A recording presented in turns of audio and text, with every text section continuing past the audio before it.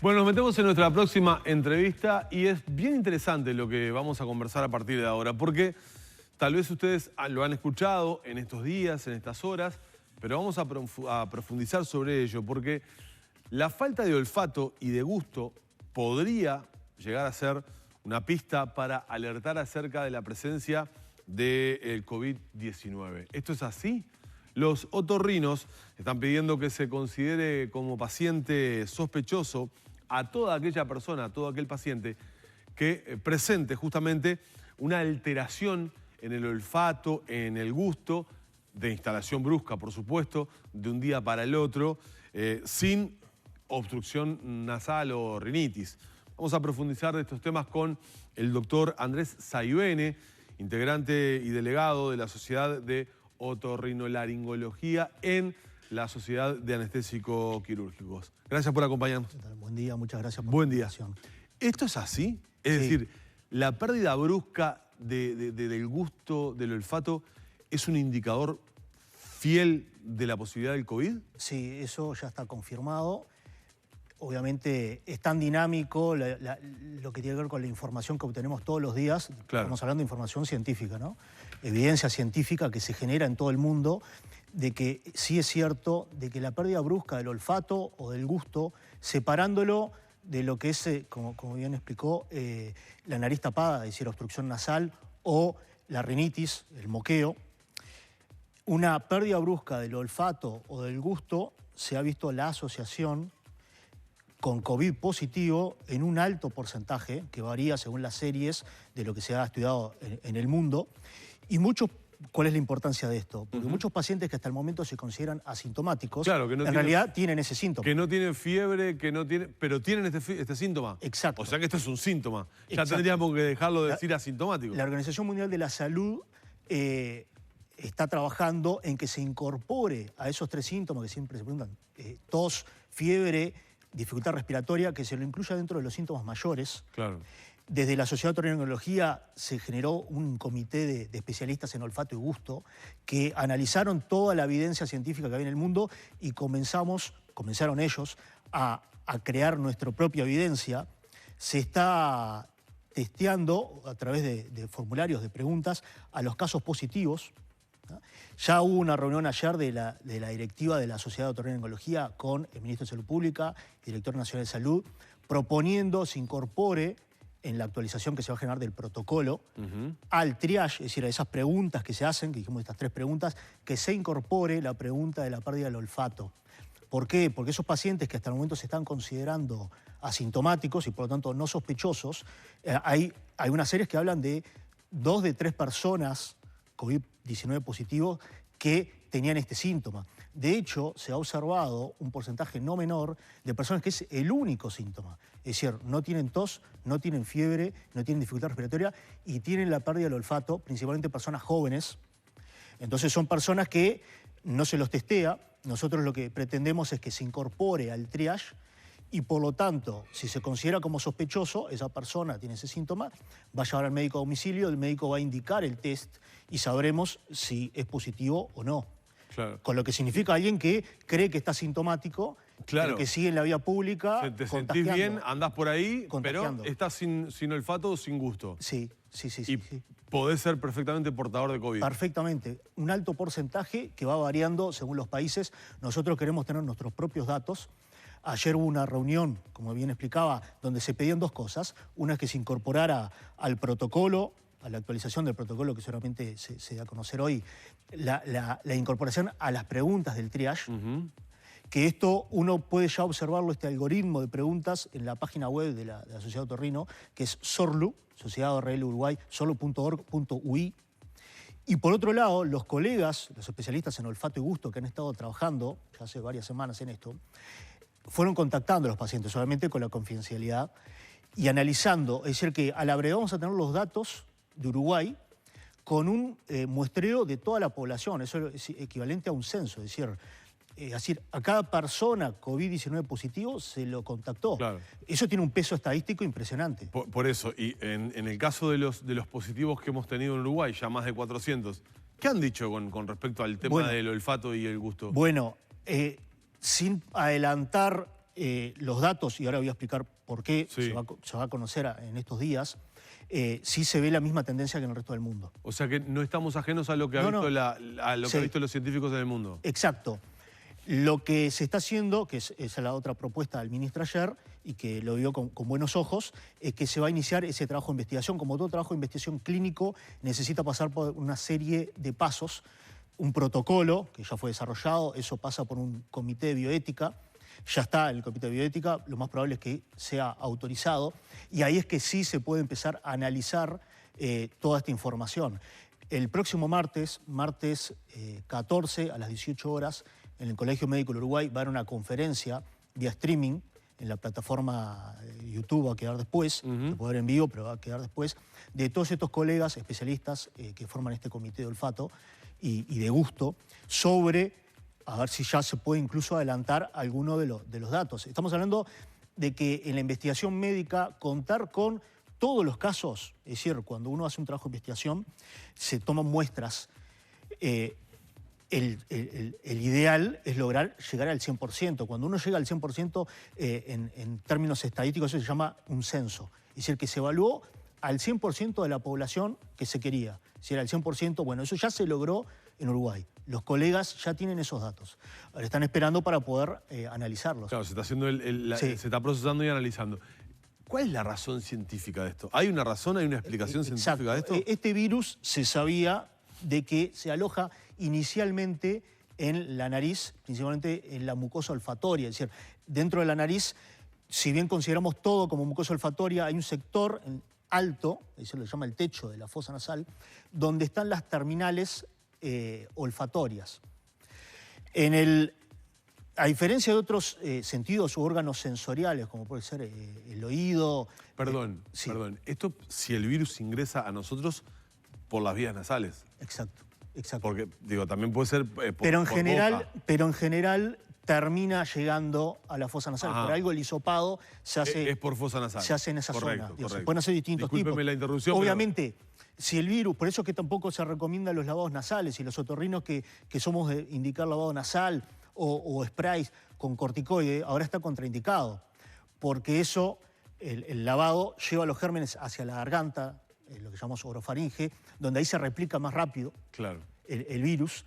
Y los corticoides son como un inmunodepresor, o sea que bajan la barrera de defensa de la nariz. Entonces, actualmente eso ya lo estamos contraindicando, mientras dure toda esta pandemia, está contraindicado. Entonces, ¿qué es lo que sucede con la nariz? A diferencia de otras vías sensoriales, las vías sensoriales, salvo el olfato, hay un receptor, después comienza con una primer neurona y después continúa toda la vía nerviosa hasta la corteza cerebral. En el caso del olfato, el receptor es la primer neurona. Por lo tanto, la primer neurona está en la mucosa olfatoria en el sector alto de la fosa nasal. Si el virus se aloja ahí, inicialmente, mueren estas neuronas y uno pierde el olfato. Esto también sucede en otros cuadros, resfrío, gripe común. Por eso tratamos de diferenciarlo con que sea exclusivamente pérdida del olfato y no obstrucción nasal y no rinitis. Claro, por eso le iba a preguntar, porque uno toma un resfrío por ahí y, bueno, está algunos días sin el olfato, sin el gusto, una gripe de las que estamos acostumbrados a transitar o a cruzar. ¿Qué pasa para aquellas personas que hoy, por determinadas circunstancias o patologías, no tienen gusto o no tienen olfato por otros motivos? ¿Cómo diferenciar si yo no tengo olfato, no tengo gusto, que puedo llegar a ser o no ser portador de COVID? Bueno, eso es muy difícil porque obviamente se solapan. No solo estamos hablando de la pérdida del olfato, la fiebre la puede dar la gripe común, la pueden dar muchas enfermedades. O sea que a veces que es lo que llamamos síntomas poco específicos. Claro.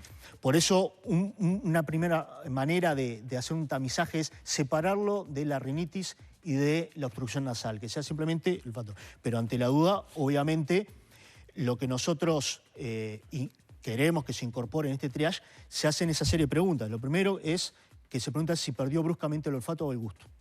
Lo siguiente bruscamente, de un día al otro, de la nada, te quedaste sin gusto y sin olfato. Sí, en el contexto que estamos viendo ahora. Sí, ¿no? claro.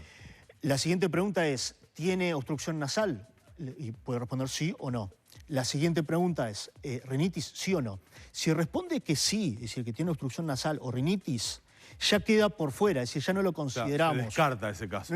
Pero va a llegar un momento, supongo, hay que economizar también los kits. Lo ideal sería examinar a toda la población. Todo, claro, pero no tenemos que los recursos limitarnos. son finitos, entonces, eso está claro. Se quiere empezar a considerar este síntoma ya no como menor, sino como un síntoma mayor que oriente a la sospecha de que la persona puede estar enferma. ¿Y cuánto tiempo dura esto? Eso, es decir, por ejemplo, un paciente que atraviesa sí. el coronavirus, ¿no? Y que, bueno, se contagia, en un buen momento se corta su capacidad de olfato y de gusto, producto de todo lo que está explicando usted. ¿Cuánto tiempo? Sabemos que hay un periodo de ventana de unos 14 días para el portador de COVID, más allá de que, bueno, hay que tener después de ese tiempo también cierta prudencia, pero ¿por cuánto tiempo me quedo sin olfato y sin gusto si soy portador de coronavirus? Eso es muy variable y de hecho está en estudio en este momento. Otros virus que generan pérdida del olfato, hay algunos virus incluso que hacen perder el olfato de por vida. No estamos hablando del coronavirus, no estoy hablando. Pero hay otro, por ejemplo, Coxsackie o algunos virus en especial que pueden hacer que una persona pierda el olfato de por vida. En general es muy variable esto. Se recupera en semanas. Hay veces que, no estoy hablando del coronavirus, porque eso recién se está estudiando ahora, o sea que en este momento se está analizando eso. Hay veces que es más tiempo, pueden llegar a ser meses, pero o sea, ese dato es muy difícil. Yo creo que en el contexto del COVID-19, cuando se tenga más información, lo más probable es que sea algo transitorio, que no sea algo definitivo y que se recupere en semanas. Pero ese dato en especial así no se tiene. Claro. Estamos hablando de enfermedad, o mejor dicho, un virus, del cual China nos habló allá a fines de diciembre, empezó a hablarnos, y medio entre lenguas nos hablaba China. Sí. Es todo muy nuevo, ¿no? ¿La evidencia científica en tan poco tiempo es suficiente? Todo el tiempo, y esto es algo capaz que novedoso en la historia de la medicina, porque que al mismo tiempo en todo el mundo, porque todos estamos padeciendo esta pandemia, se esté estudiando, porque en el caso de la otorrinolaringología está estudiando esto en particular, pero hay muchas líneas de estudio a todo nivel, absolutamente a todo nivel, en todas las disciplinas. Entonces, lo cierto es que se está trabajando rápido. Hay evidencia científica de distintos países, obviamente muy seria, y que es la que se está analizando por parte de este comité. O sea que esta información es así, es real. ¿Se recuerda un virus de propagación tan rápida como este? Sí, hay otros virus en la historia, estamos hablando, hay que remontarse a la historia de la humanidad. Yo creo que... Pero con tanta celeridad que digamos, en 2 o 3 meses... ¿Engloba a todo el planeta? Es que han cambiado los tiempos. Claro. La globalización ha llevado Por eso digo. Ha llevado a esto.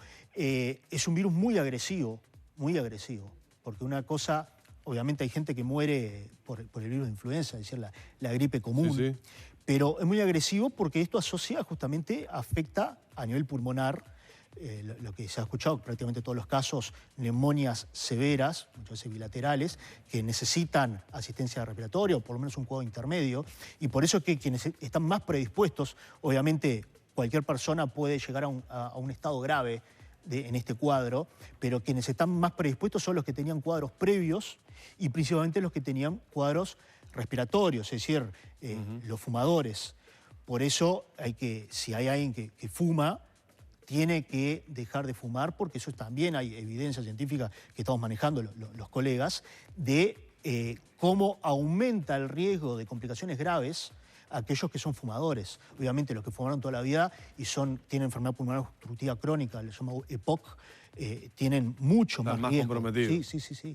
Porque ya de por sí es un virus que va al pulmón en un pulmón deteriorado. Entonces es más difícil manejarlo eso después. ¿En qué quedaron con el Ministerio? ¿El Ministerio les da una devolución de esos planteos que hicieron? ¿Cómo va a ser? Se va a saber a la brevedad porque, como bien explicaba Noé más temprano, ayer hubieron varias reuniones. Una reunión en la Torre Ejecutiva, donde se recibió vamos a decir, autoridades de todos los sectores, por ejemplo, el Sindicato Médico del Uruguay, el Sindicato Anestesio Quirúrgico, FEMI, como han informado hace un rato.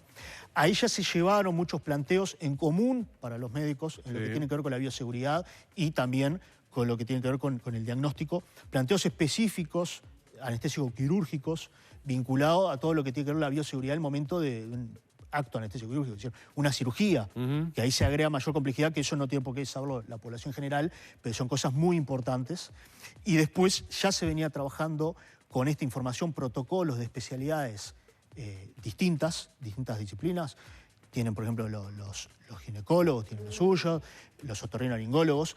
Este protocolo o estas recomendaciones que hizo la Sociedad de Otorrinolaringología de Uruguay ya se habían mandado a JUNASA hace una semana, 2 semanas. Ayer hubo una reunión posterior a la de Torre Ejecutiva de autoridades de la Sociedad de Otorrinolaringología con el ministro y el director nacional de salud, y que lo recibieron muy bien. Y como viene todo, yo creo que esto se va a incorporar a la brevedad, probablemente hoy mismo, cuando se actualice el protocolo, altas probabilidades de que se agregue al triage esta pregunta y que también se autorice la realización de este trabajo de investigación, que va a dar información de nuestra población. Bien. Doctor Saibene, gracias por habernos acompañado esta mañana. Muchas gracias. Muy bien. Cerramos la entrevista por acá con el doctor Andrés Saibene y nos vamos rapidito a la tanda. Ya tenemos bastante para compartir con ustedes. Estábamos en el puerto, Están evacuando en este momento a una pareja de turistas australianos que están en el crucero Greg Mortimer. El señor está con un cuadro severo de neumonía, un cuadro grave que tiene que ser internado en CTI. Su esposa también está siendo trasladada. Vamos a la vuelta de la pausa a tomar contacto con el móvil, entre otras cosas que nos quedan para compartir. Ya venimos.